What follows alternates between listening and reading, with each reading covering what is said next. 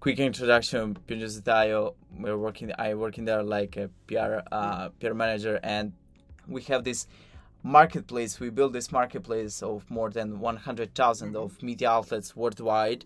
And yeah, at the beginning we were reaching out to them in order to Yeah. absolutely increase our offering to our clients, because now the media outlets actually reach out to us to be listed, Mhm. to be in our catalog. And right now we have more than 100,000 of them. And we are working worldwide, and distribution is worldwide. Clients from all Mhm. over the world. We have calls from U.S. to China to Africa, Africa sometimes to Asia. So, Cool. and here's the deal that yes, it changed a lot, and now we are working a lot in digital PR. Indeed, we are a digital PR company. I may say PR tech company, but we are working in the digital PR space. That is like a fragment of the PR world, that is PR, because now PR is Mhm. uh, speaking about the misconception about PR that you mentioned before. Did people think that PR is just like publishing, have like, I don't know, an article published about your CEO on Bloomberg or on Forbes, and therefore it will be cool, it will be nice, and you cannot measure the impact, and you have to have some network to reach out to those magazines. But we are gonna to speak about this and kind of uh, destroy Mhm. this kind of misconception. So Yeah. yeah, absolutely. And speaking about go-to-market strategy and PR, let's Yeah. define a bit what is a go-to-market strategy, just to align all the listeners that are participating right now. Yeah, for sure. And secondly, I totally agree with your definition again.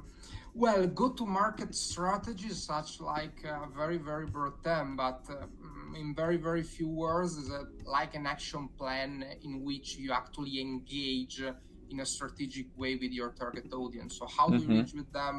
What do you say? How do you position with respect to the competence and Mm-hmm. actually how you go to market? Mm-hmm. Mm-hmm. PR, if I had to define PR inside of what is a go-to-market strategy, well, Mm-hmm. basically, if I have to start from the beginning, I would say in every market, so it really depends on what you sell, but if you sell B2B in Mm-hmm. such a new market, especially in tech, there are Mm-hmm. probably two kind of categories of companies.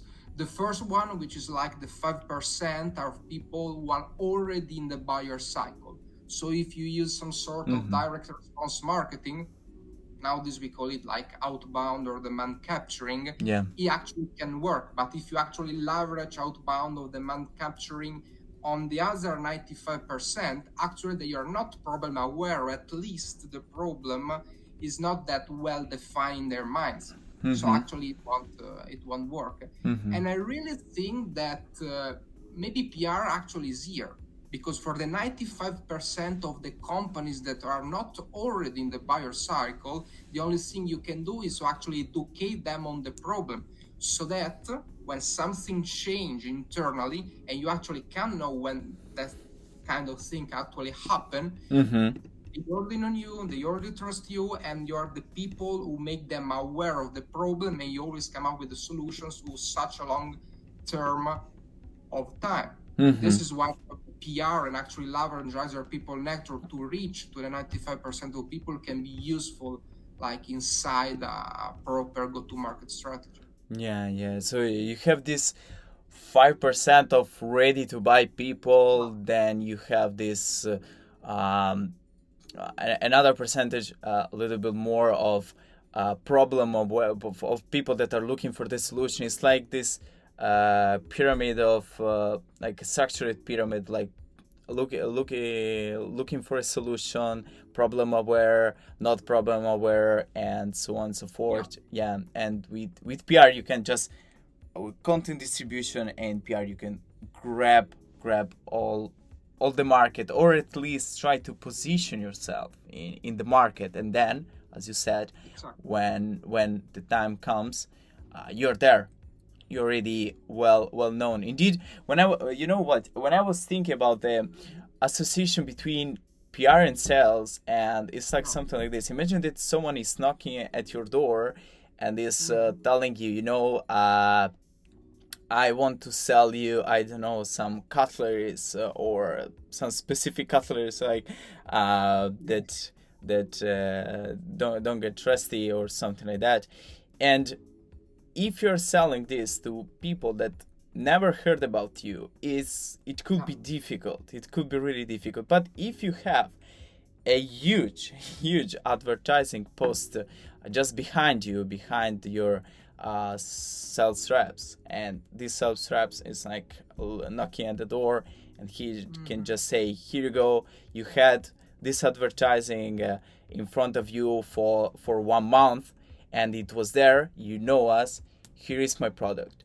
And it's like uh, going to someone. It's like joining both strategies, PR and sales. It's like going to someone and reaching out to someone, either a company or so account or lead. So it's really about uh, it's really about trying to not be completely completely unknown, but trying to Yeah. build your brand awareness, and then when the time comes, when the problem arises, therefore you can just go there and say, here you go, here is Yeah, my service, yeah, here is my totally agree. I would even add that there's like a famous quote. I don't remember who's the quote who, but it's like people buy from people that they know, like, and trust. mm-hmm mm-hmm Basically, I think here is the point, this is why demand generation is actually useful, and demand generation actually increase the efficiency of demand capturing and outbound sales. First of all, if you do outbound, of course, everybody's doing outbound right now. So mm-hmm very, very few people actually do at outbound least they in the market. try, at least they try. At least they try. At least they try. Yeah, they try to go inside the inbox. They try to call you. They try to do it on LinkedIn or LinkedIn chat or on cold LinkedIn. email or Mm-hmm whatever. But actually, if you think about like a high level people or a high level decision maker, such as, I don't know, a VP of sales, a VP of sales actually is reached to, I don't know, tens, maybe hundreds of people. So it's mm-hmm very probable that he actually only reply to people they already know. mm-hmm This mm-hmm is why PR actually can be useful, because it actually increases the outbound effort. mm-hmm So outbound through PR and demand generation would be easier because the reply rate will be higher. mm-hmm Again, the if you do demand capturing through advertising, actually your advertising spend would be like would decrease, because it would be like in outbound would be more efficiency, more, yeah, it would mm-hmm have more efficiency. Secondly, I would even say that it's not only about attention, it's not only about demand capturing, but even like in the sales side, it will be so much easier. So think about like explaining a value proposition for the first time to a person, mm-hmm so that we actually have to understand the real position, the real value, mm-hmm and actually have a conversation to a person that actually had, I don't know, 5 months to actually understand and really digest your value proposition. Total different game. You get shorter sales cycle. You get that it's actually easier to sell a higher average contract value, mm-hmm mm-hmm and actually it's easier to have like higher close rates, so that you can afford a slightly uh, mm-hmm smaller sales team. So mm-hmm actually every part of the funnel have a benefit using mm-hmm demand generation and PR in general. mm-hmm mm-hmm so if because uh too often we think that we are selling to companies, but we are selling to people. And Mhm. this is the core thing. And the people are those that made the decision. Okay, I want to buy it, or I don't want to buy it. I want to use this tool, sales tool, SaaS tool, or I want to use this.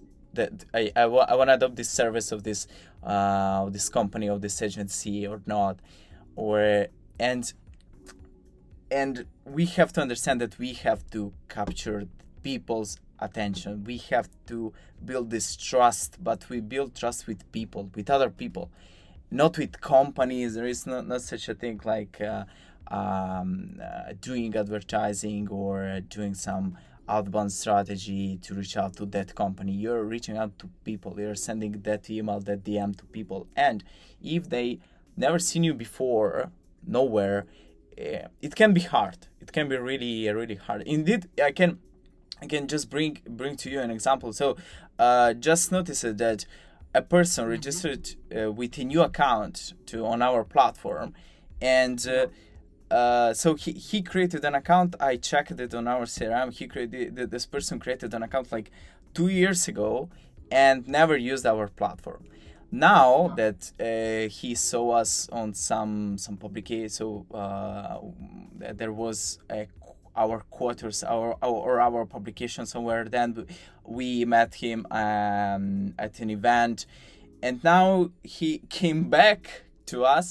Now he wants to add two websites to our catalog. Plus, he's already asking information to buy from us, to buy a publication from us. And so before, same platform, same jobs to be done, same thing. And as far as we understood, same situation for that lead. And he was maybe he didn't trust us, I don't know, but basically after 2 years that we built trust by attending events, by doing publications, now he is here, he knows what we do, what problem we solve, how we can help him, and how he can benefit from us. So this is like just example of today I was Hmm. checking the story of the slate just to bring it here to you. Yeah. Yeah.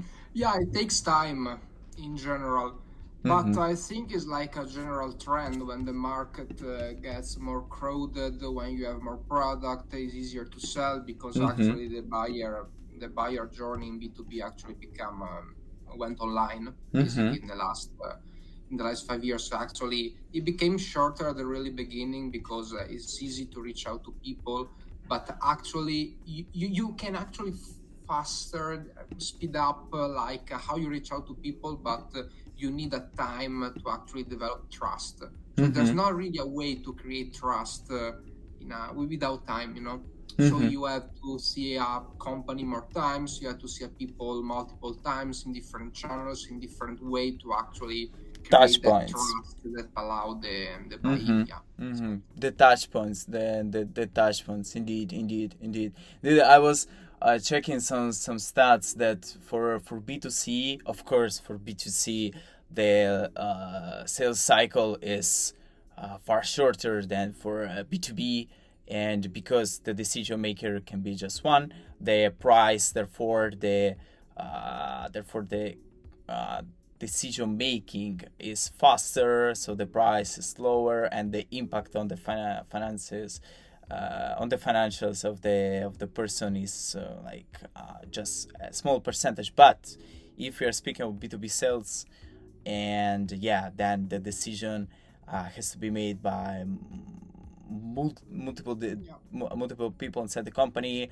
Therefore, you have to be seen by the, I don't know, the SDR, if you're selling a sales tool, by the SDR of that company, plus the CMO or the head of sales, plus the CEO. Then when you knock at the door of the SDR, if you're Yeah. if you're doing like bottom up sales, and you're knocking at the door and you're saying, here you go, here's my tool, then the CEO, the head of sales, they already know about that, they already seen something, they already uh maybe listened to a podcast like this, or maybe attended an event, or maybe read a publication on some trustworthy magazine. So that's a lot. That's a lot. The importance is actually huge. Yeah. Yeah. Yeah. Yeah. Yep. And I agree. yeah, and speaking about um, speaking about how to use the, so moving forward, well, now we understood, okay, how to join PR and sales. We understood how to the importance of joining PR and sales in the go-to-market strategy. But what about using outbound and sales techniques and strategies in order to build and expand your media coverage, your media distribution? What do we have to do in this case, Michael? So how we can, yeah.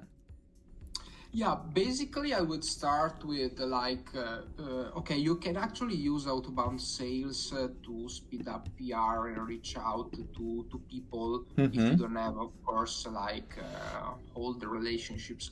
But I really think like the first thing to do if you Mm-hmm. really want to nail PR is like more strategic. And actually, I think it's not that easy to have Mm-hmm. internal people doing PR or a marketing team that actually really understand how PR works, Mm-hmm. because it's Mm-hmm. not that easy. And it's not even that easy to actually understand what the different media outlets, what the different media actually want Mm-hmm. to create like a long-term relationships. This is why actually PR people actually exist, to be honest. But Yeah. yeah, Mm-hmm. it's not that easy.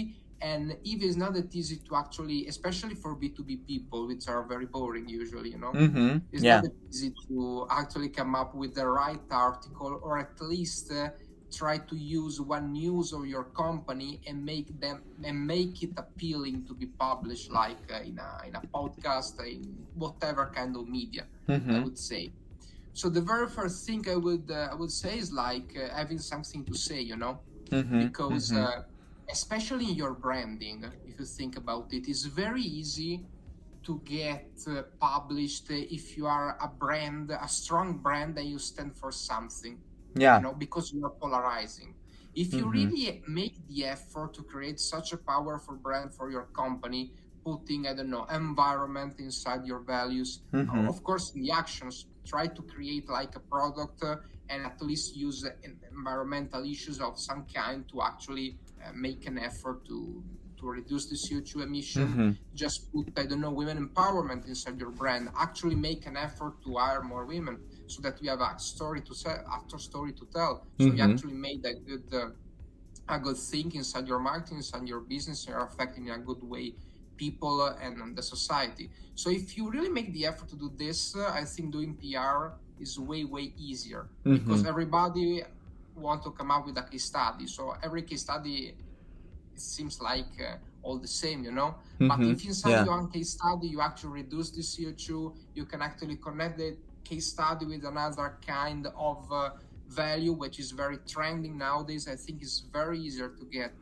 published inside the media outlet, and your story actually become different. Your brand become different. Your positioning become actually different. Mm-hmm. But Mm-hmm.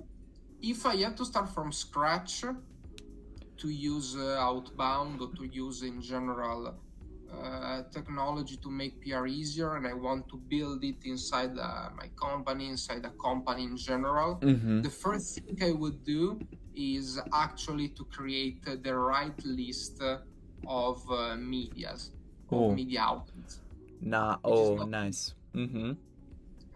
easy. And it's not like a customer list. It's actually even tougher, because the only thing you can do, in my opinion, is actually choose it one by one, at least at the beginning, and really trying to understand what they want. Oh. So for media outlets, I mean the media, journalists, podcast, publication, blogs, YouTube Mm-hmm. channels, whatever, of course. Influencers. Yeah.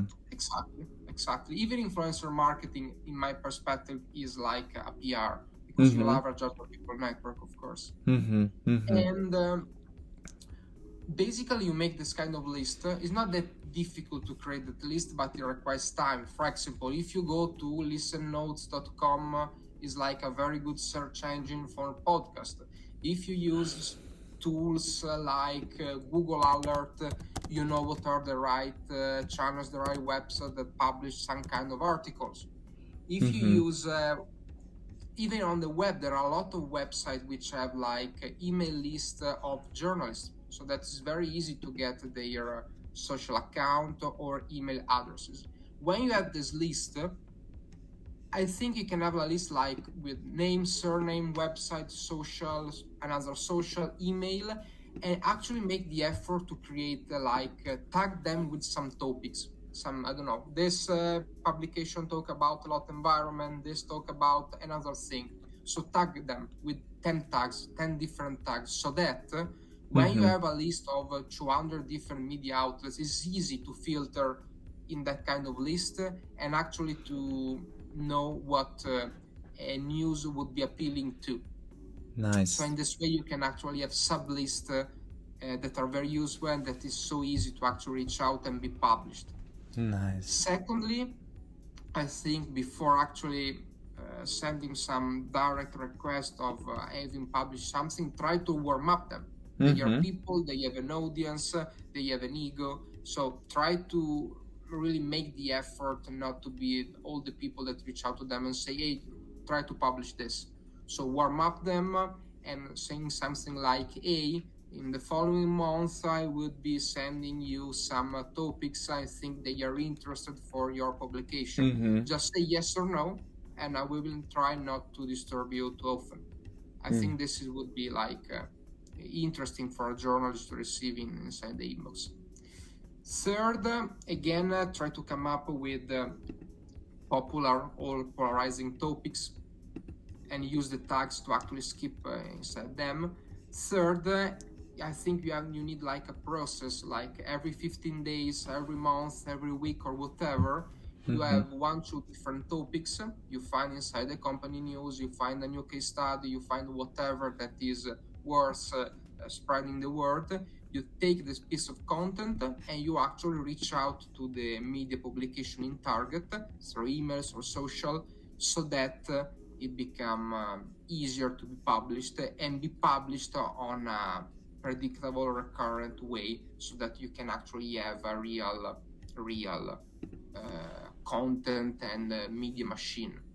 Whoa. Uh, Okay. Now you start speaking like per sales guy, like the sales guy, like reaching out, understanding, building the relationship, then moving for tagging them, understanding what they're talking about, yeah, and yeah. Okay. Move on. This is something that's really interesting for me actually.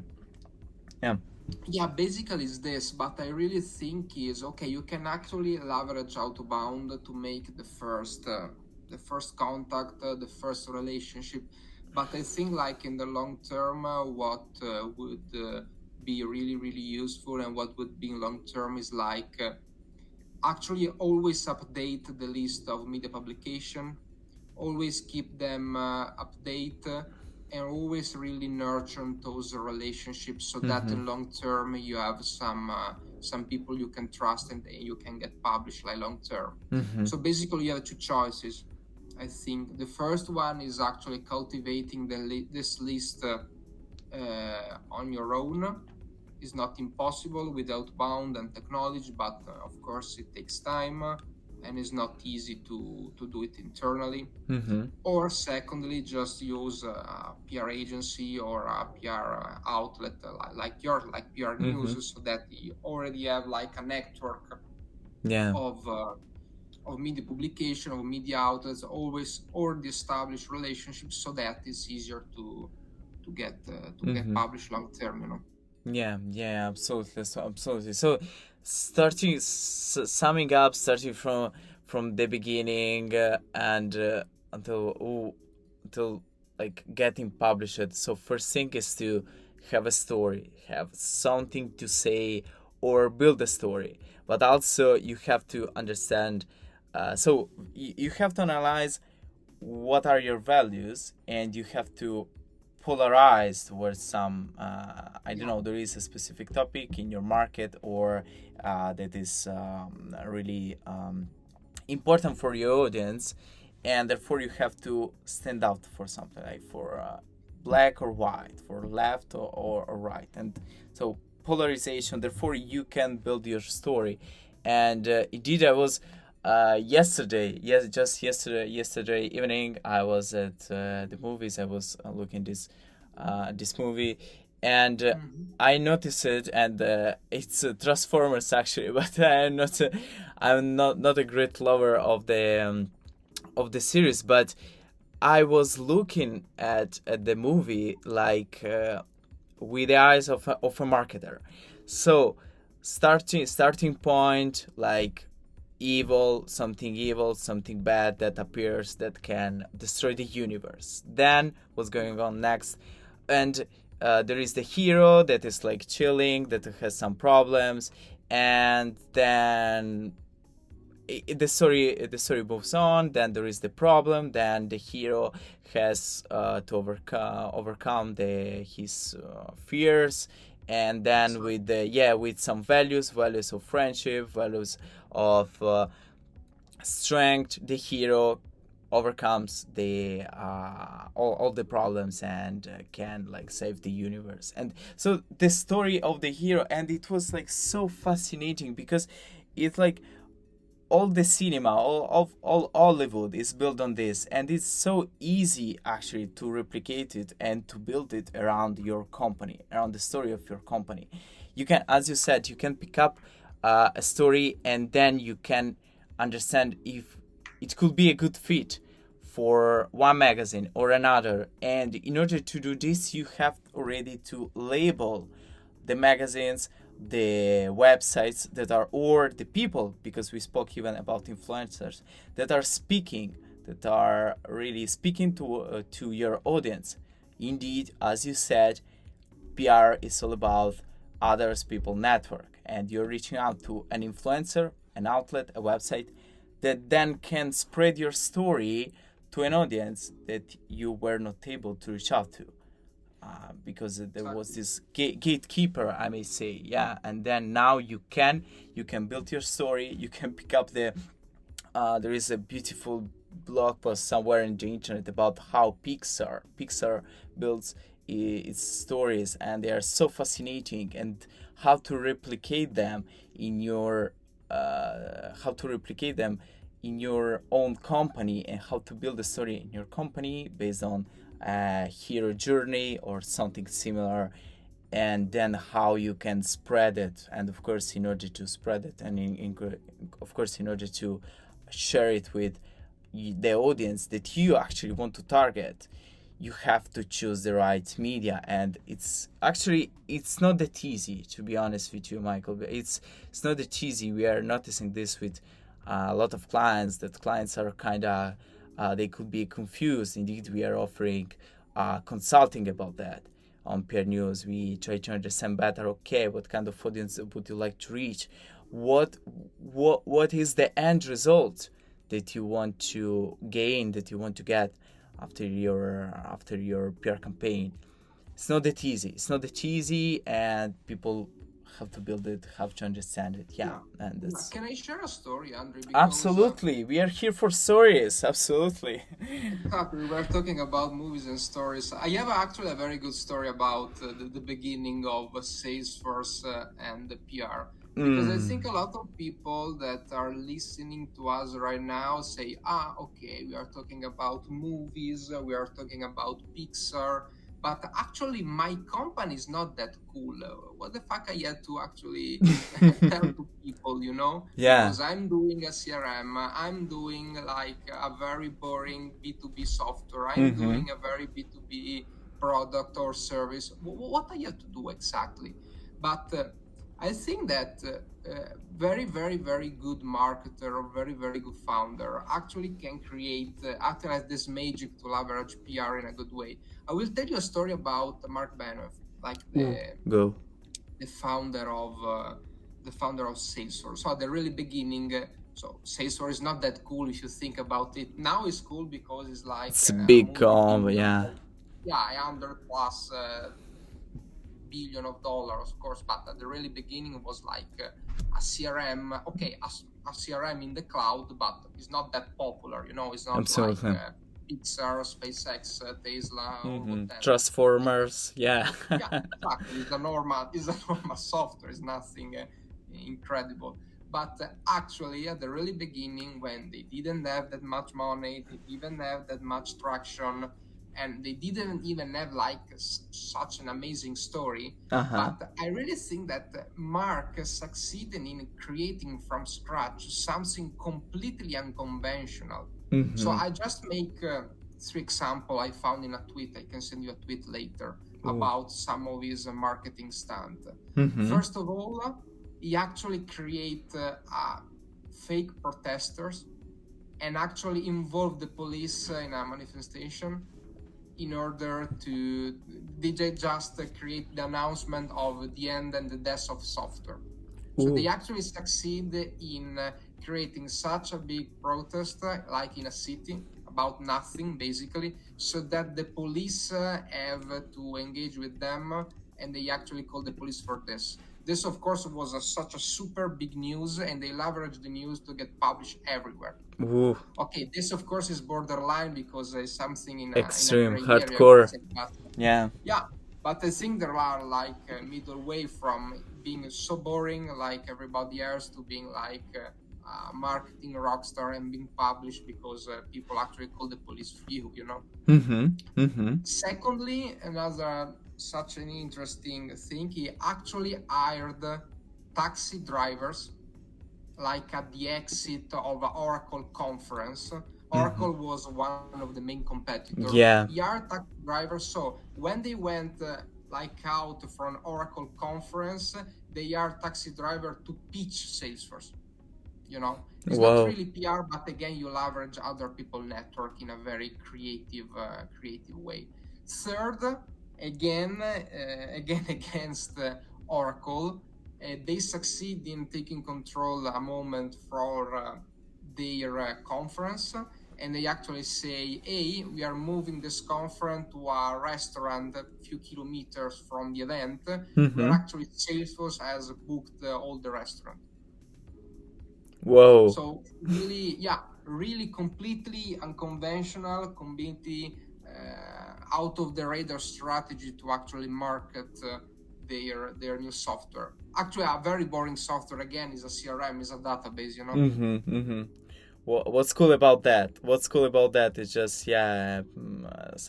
it's just a software, and totally understand you, and it's like not how you can build a story about that, how you can market it, how you can like do something. But But yeah. basically, Mm-hmm. again, I think the starting point is like having an enemy.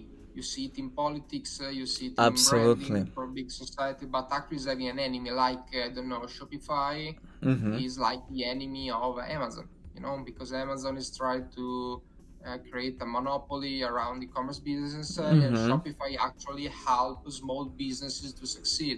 Yeah. This is such a powerful PR story, can get published everywhere, you know, if of Mm-hmm. course told in the right way. Wow. Yeah, yeah, And yeah. again, Shopify is boring if you think about it. It's like a Shopee is like an e-commerce platform, you know, Indeed. nothing too fancy. Mm-hmm. Mm-hmm. Mm-hmm. Yeah, B2B could be boring, but now it's like there are a few creators that I'm following right now on LinkedIn that are marketing, that are really doing some great content, that are really market their softwares, and they are not boring at all because they are trying to attend to events. They are trying to do some webinars that are they are posting on LinkedIn, then on Twitter, and then I even check their news and blog. Of course, as working in a PR company, I always do these things.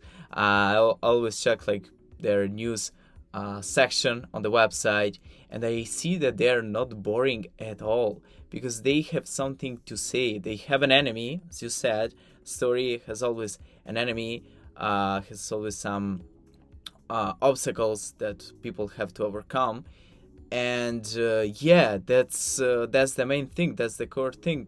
People have to feel it, have to feel the story, because again, your story will be read like by who? Not by a company, but by a person. Maybe the SDR, maybe the CEO, maybe the account executive, maybe the software engineer, but by a person. And people, they have feelings, therefore you can leverage psychology in a story and bring those people towards what you want really to communicate or to sell, if you're already at the selling point. Yeah, definitely. That's pretty cool. That's pretty unconventional. And yeah, and speaking about Salesforce, yeah, other stories that you heard about unconventional PR, unconventional marketing strategies that sparked your interest? Oh. Sorry, I was in mute. Oh. So not that wild as Caesar. I should think about something, but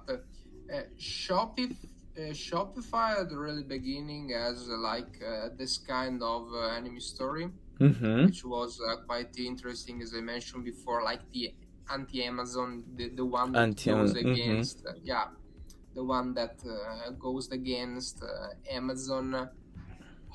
Other story like in the B2B actually there are not a lot There are not a B2B lot space. because Yeah, B2B to is not think cool. about. But what yeah, because of course you have to be Yeah.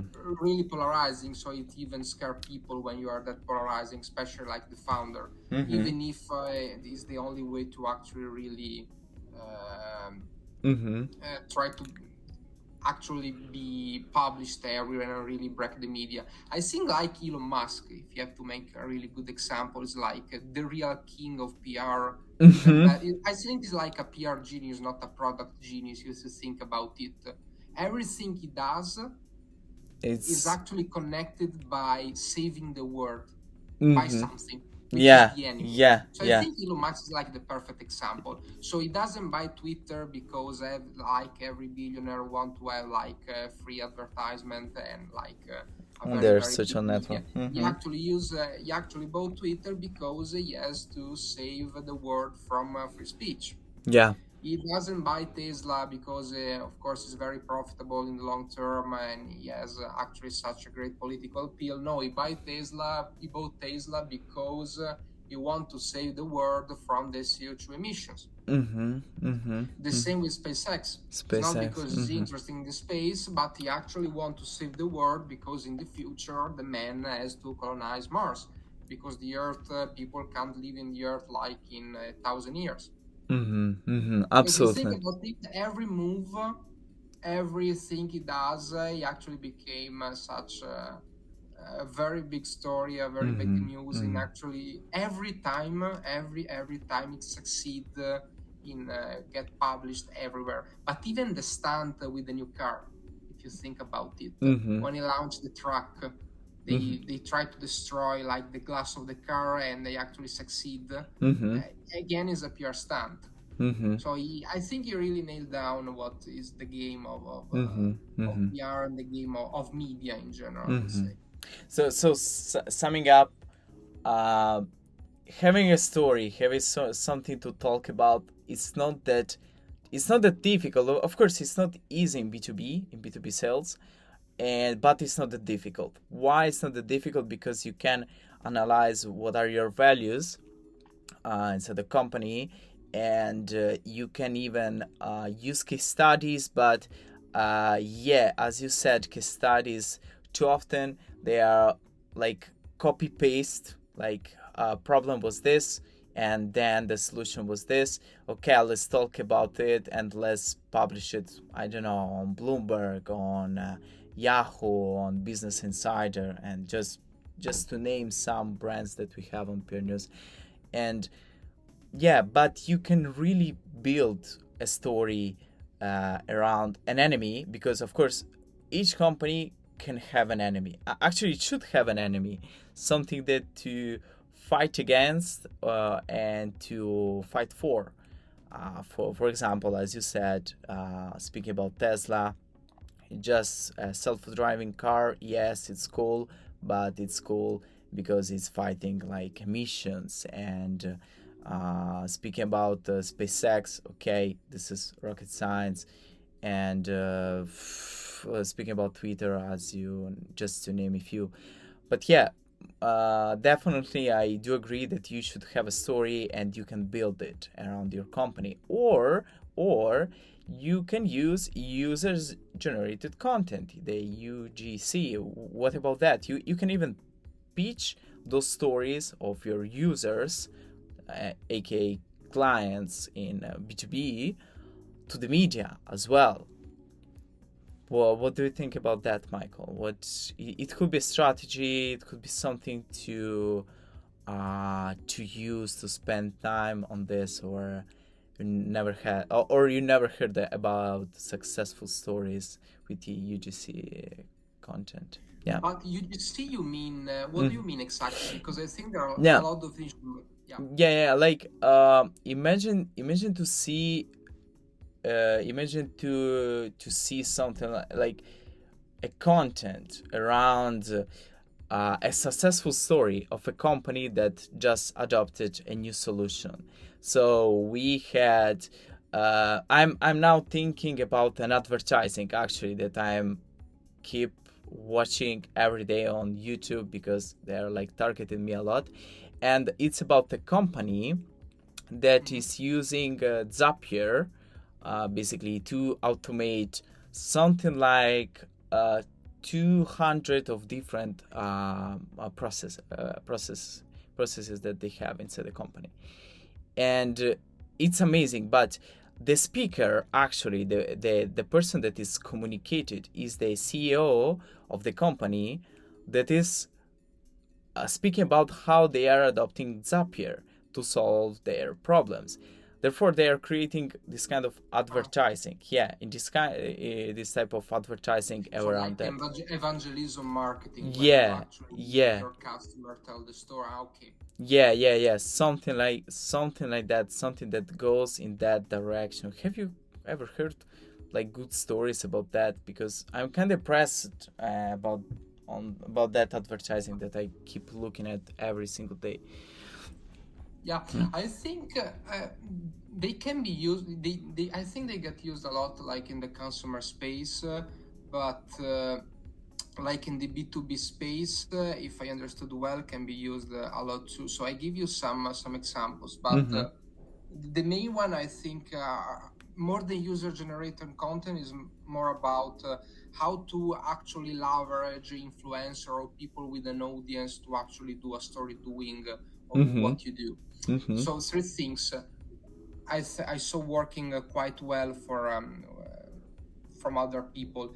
The first one is actually leveraging influencer or thought leader in your space Mm-hmm. to actually have demos and Mm-hmm. to actually have events in which they actually tell about the success cases and the case studies about your company. So Mm-hmm. I think it's kind of boring to see every time the same person or the same account executive talking about the company and making a video about it. Is totally different. It is like a famous influencer or thought leader in the space. Mm-hmm. Secondly, again, talking about evangelism marketing, engaging and using those network, those community, those influencers to have content. For example, it's really easy to do account-based marketing, market research, Mm-hmm. and using influencer inside your podcast, using influencer inside your market research to actually attract decision maker and make them part of your content strategy. So it's Mm-hmm. very easy to go with an out to a customer of mine and say, "Hey, do you want to speak to this event Mm-hmm. with me or take place in the spot with me?" There's even a famous thought leader in the space, so you get associated to him. Mm-hmm. And thirdly, what I see working very well is actually leveraging B2B influencer and thought leader to do outbound campaign Mm-hmm. from their accounts, from their cold email addresses. So, for example, let's say I want to do a cold email campaign. One thing is doing it on my name or on your company name, and one thing is, of course, with a economic agreement with influencer, buy 10 domains and 20 different email addresses, and Mm-hmm. actually doing campaigns with the name of the influencer suggesting the use of your company or your product. Mm-hmm. Mm-hmm. Mm-hmm. That's that's a strategy. Absolutely, absolutely, absolutely. That's a strategy. But how can you pitch, for example, media outlets with such stories? For example, I have a story about my company. So we spoke about how to create a story, how to leverage it, and but how can I pitch really a media outlet with my story, because we spoke about this alignment of values between what I have to communicate and my position, or maybe my position in a specific topic, and therefore this kind of sort of polarization. Okay, once I have this, once I know my company's values, once I have a story, how can I pitch a media outlet to get published there? What kind of sales strategies I can adopt to like getting there? Yeah, I think first of all, I think you are more expert than me at this, but I will try. I will try in a No, but way, and I want to hear, I want to hear from you something yeah, like some really sales and growth perspective towards this, because you have a sales mind, you have a growth mind, growth growth marketer mind. Therefore, I would like really to understand better how a person, how a listener that is like yeah. listening to us right now can leverage those kind of strategies in order to get there somehow when once they have a story in their hands. Yeah. Yeah, first of all, I think again is like having a good list. If you do outbound for clients, or if you do outbound for media outlets, is kind of the same. So be extremely relevant. Mm-hmm. Secondly, if I have to think about it, is like again warming up the audience before, so that at least the journalist or the one who actually owns the media actually know you, so you're not a completely stranger. Mm-hmm. Mm-hmm. Secondly, third, be brief. Okay, Mm-hmm. so actually be really really honest that is Mm-hmm. like a totally new content. Nobody want to republish something that is already published. Of course, you can actually mention something he or she has already published, so that you actually show the media that you actually done your research and you're actually relevant. Mm-hmm. And basically those are the three things. And again, list building. I think here's the key, is like how to cultivate the list building more than there's not like a real shortcut here to actually getting published in a frequent way, if not actually keeping good relationship and always make like a better list. Mm-hmm. It's like about prospecting. Yeah, exactly, because actually you can do outbound on a very very large list of publisher, list of journalists. For example, if you go online, Mm-hmm. okay, it's very easy to scrape from LinkedIn Sales Navigator a huge list of journalists. Yeah. It's very easy to even buy like a huge list of journalists. Or you have something that is really, let's say, cool on a general media stream perspective, let's say. So something is very polarizing from a very particular theme. For example, the Shopify example I just brought above. Mm-hmm. Otherwise, I think relevance is key, and really try to target people, journalists, media, which they write about some kind of very interesting topic. Understood. Understood. And understood. Understood. Totally. Totally, I can feel you in this. Like when you were speaking about this, it's not that easy. It's difficult to generalize. It's difficult to find a shortcut. But yeah, totally get you. Indeed, summing up. So basically, we spoke about what is PR, what is Mhm. go-to-market strategy, how to bring this maybe two different two different ways of approaching a market, but and of working and of marketing your company, but how to join them, because we spoke about the importance of joining these two activities, outbound sales and PR. Why? Because with PR you build brand awareness, therefore at the end you have credibility when you're selling your tool or your services. And if you're doing, and you can even shorten your sales cycle, because people are already problem aware, maybe, or maybe are already educated because you've done good PR, good distribution content. Therefore, people are getting your value proposition because this is not the first time that they are hearing about you. Therefore, they somehow know what you're doing, like part of the demand generation strategy as well. And then joining these two strategies, it's all about uh, omni-channel communications. So speaking bottom up or top down to the decision makers inside the company, and yeah, like being present. Okay, and then we spoke also about how to reach out to media. That was super cool indeed, Michael. I'm really grateful for your insights about this, really, and about the story of Salesforce, unconventional PR, I may say, right? Yeah. And it's cool. And what do you have to say? Because around right now we are running out of time. We have like around 1 minute. So summing up all what we spoke about, I'm leaving the stage to you, Michael. What do you have to say about PR and sales? Yeah. Yeah, I can say a lot of things basically, but the only I will just give to you now is like don't be boring Don't in be your boring. marketing or B2B growth in general. So Mm-hmm. try really to do what other people are not doing, because everybody's like trying to leverage cold email, LinkedIn paid, every channel, every people do the same stuff, every Mm-hmm. company just tell the same story. So I think we get used to the story, try to be really unpopular, try to be really polarizing inside your communication, and try to leverage what other people are not doing to get a competitive advantage in marketing and communication. It's not easy. It's It's not not easy, of easy. course, but in long terms will pay. Especially nowadays, where it's not easy to get a competitive advantage of product.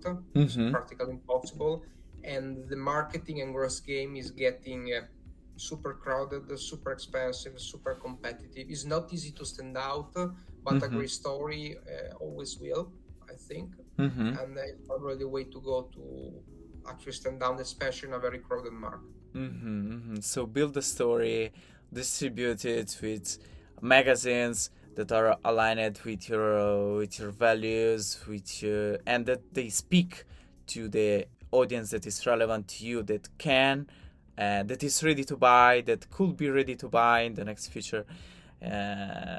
Yeah, and from you. So yeah, it's not easy, but it's doable. You can use sales strategies that Michael spoke about. Um, you can pay for publications. You can work with agencies. You can go to a platform like PR News and buy publications from us. Yeah, there are a lot of different angles to approach this PR and sales PR and sales techniques in your go to market strategy. Yeah, definitely.